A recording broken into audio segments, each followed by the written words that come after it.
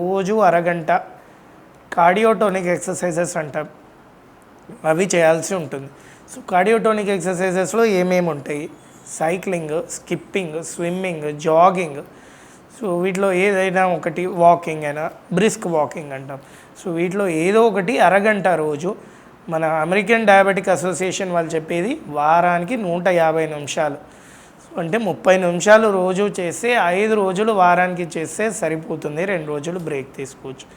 దీనివల్ల ఒకటి మన బరువు తగ్గుతుంది, రెండోది మన కండరాలు రక్తంలో షుగర్ని, గ్లూకోజ్ని అబ్జార్బ్ చేసుకుంటాయి, దానివల్ల కూడా షుగర్ తగ్గుతుంది.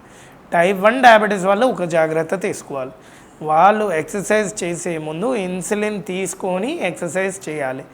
ఎందుకు అంటే మన కండరాలు బ్లడ్లోని గ్లూకోజ్ని అబ్జార్బ్ చేసుకోవాలంటే ఇన్సులిన్ అనేది ఒక మీడియేటర్ లాగా పనిచేస్తుంది. సో టైప్ 1 డయాబెటీస్లో ఆల్రెడీ ఇన్సులిన్ అనేది తయారవ్వట్లేదు. సో అందుకని మనం ఇన్సులిన్ ఇచ్చి తర్వాత వాళ్ళు ఎక్సర్సైజ్ చేస్తే ఆ కండరం అది తీసుకోగలుగుతుంది. లేకపోతే చాలా కామన్ టైప్ 1 డయాబెటీస్లో డయాబెటిక్ కీటోఎసిడోసిస్ అంటాం. సో ఈ ఇన్సులిన్ తీసుకోకుండా ఎక్సర్సైజ్ చేస్తే ఆ డయాబెటిక్ కీటోఎసిడోసిస్ అనే కాంప్లికేషన్ రావచ్చు.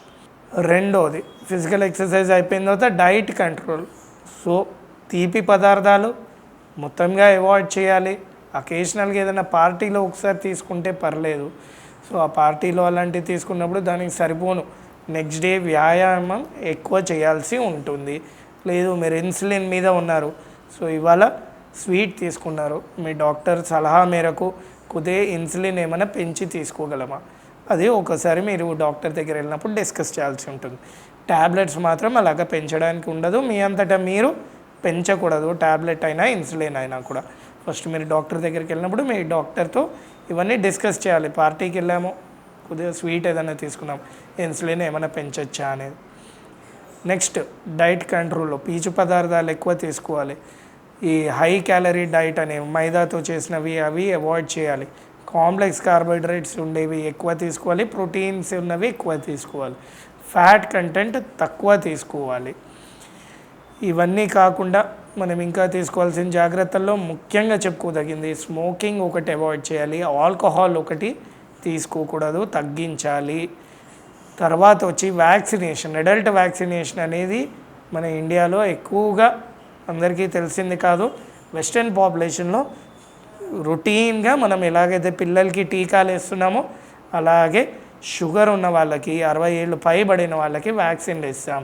సో ఇందాక మాట్లాడుకున్నట్టు మనము డయాబెటీస్ అనే దాంట్లో రోగనిరోధక శక్తి తక్కువ ఉంటుంది. సో అందుకని వీళ్ళలో ప్రాణాంతక వ్యాధి అయిన న్యూమోనియా లాంటివి రాకుండా వ్యాక్సిన్లు ఇస్తాము. ఇయర్లీ ఫ్లూ షాట్ కానివ్వండి, లేదా న్యూమోకోకల్ వ్యాక్సిన్ కానివ్వండి. సో ఈ వ్యాక్సిన్లు మీ డాక్టర్ దగ్గర వెళ్ళినప్పుడు మీ డాక్టర్తో మాట్లాడి వ్యాక్సిన్లు అనేవి తీసుకోవాల్సి ఉంటుంది.